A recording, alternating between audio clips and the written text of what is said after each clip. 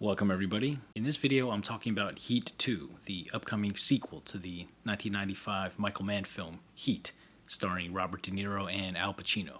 Now for any fan of Michael Mann, Heat is probably in your top 3, if not number 1, in terms of his filmography. What made Heat such a classic, among many things, was the casting. It was the casting of Robert De Niro and Al Pacino. In 1995, at that time, they were really at the peak of their star power still. It was the very first time they chose to be on screen together, really. Not since Godfather 2 were they actually in the same movie. Of course, they were never actually in the same scene together. Heat comes around, and it's a spectacle. You know, we finally get the top two guys, these two powerhouses, finally come together.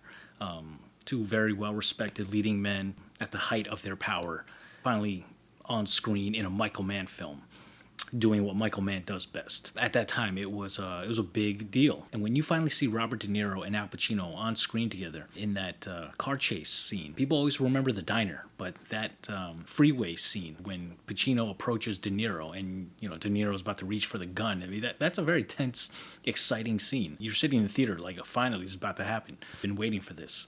And I still get chills watching it today, even on streaming. And of course, recently, news of Heat 2 has broken out. And if you're not aware, Leonardo DiCaprio has been in the news to star in the upcoming project. And it kind of got me thinking about what I wish the casting could be if it were up to me. So I came up with this video idea for the casting criteria of what I think a proper sequel to Heat should be.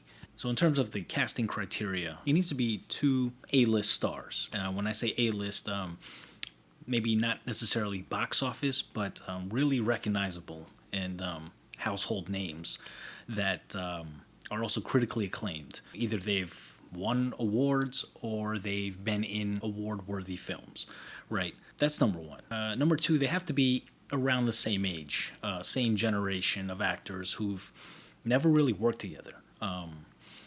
Or if they have, maybe it's been a long time.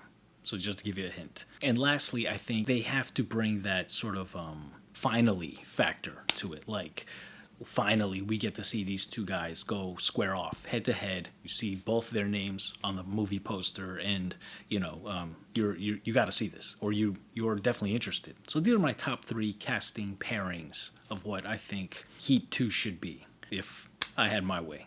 Coming in at number 3, it's Leo versus Joaquin Phoenix. Leo would be Neil, Joaquin would be Vincent. Alright, so Leo as Neil. I think that's the obvious choice. He's the biggest star of his generation. We know he idolizes De Niro, mentored by De Niro. So I think him in the role as Neil would be similar to like a Michael Jordan to Kobe type of passing of the torch. I think it's a natural fit. We've seen Leo do gangster-esque roles, villainous roles, and also I think he can pull off a seedy ponytail look similar to Val Kilmer in the original. I'm glad he's already attached. I think Leo in a Michael Mann film is what fans have been waiting for. Okay, so Joaquin Phoenix as Vincent Hanna. To be honest, I don't think this is a natural role for him, in my opinion, as this detective in this noir film. He tends to play characters that are bumbling, buffoonish, with a chip on their shoulder. Having said that, I think he's obviously an incredible actor. We've kind of seen him play a cop in We Own the Night, which is an okay movie, but I think he's easily the best part of that movie. I think he's always interesting on screen. He is Leo's career rival, or as close as you can get without going to Matt Damon, who we've already seen him square off against Leo. But I think this matchup would definitely get people in theaters, especially if it's a Michael Mann movie. Coming in at number 2, I have Ryan Gosling versus Jake Gyllenhaal. Ryan as the Neil character, Jake as Vincent. I think Ryan Gosling would be a natural fit as Neil Macaulay. We've seen him do dark, edgy roles, especially early in his career. He's already played a bank robber in The Place Beyond the Pines. By the way, I wish he stuck with that persona. He was on his way to becoming this generation's Steve McQueen. There's still time. But yeah, this is just an obvious choice once again. It'd be amazing to see Ryan Gosling come back to these sort of roles. Working with dark, dramatic, action-driven directors would be really exciting to watch. Now, Jake Gyllenhaal as Vincent Hanna. Once again, we have a natural fit here. He has no problem with dark, edgy roles as well. We've seen him play detective in Prisoners.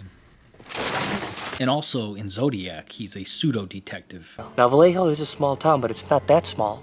How do you put the two of them together? This is a case that's covered both Northern and Southern California, with victims and suspects spread over hundreds of miles. Would you agree? So this type of role, you could easily picture him in. In my opinion, he is Ryan Gosling's career rival. I think these two should have been in a movie together a long time ago. Coming in at number 1, it's Tom Cruise versus Brad Pitt. I know I'm kind of cheating here, but it's been a while since they've done something together. I think you would still get a finally factor. Tom Cruise would be Vincent, Brad would be Neil. Now, Tom's already worked with Michael Mann in Collateral, and he was great as the villain, ironically also named Vincent. I think he shines in roles where he's the leader of a crew. Now, that could be Neil McCauley, of course, but Tom Cruise looks more authentic as the rogue do-gooder / golden boy. So I think him playing Vincent would be more of an ideal situation. Just watch him in Minority Report, and you kind of get the idea. Now, Brad Pitt as Neil. People forget he can play darker characters. You look at his filmography: California, Killing Him Softly, Jesse James, Fight Club. What I'm saying is he does the bad boy role naturally, and he too can be the leader of a crew well. So I think these two icons going head to head one more time would be very well received, especially in a Michael Mann movie.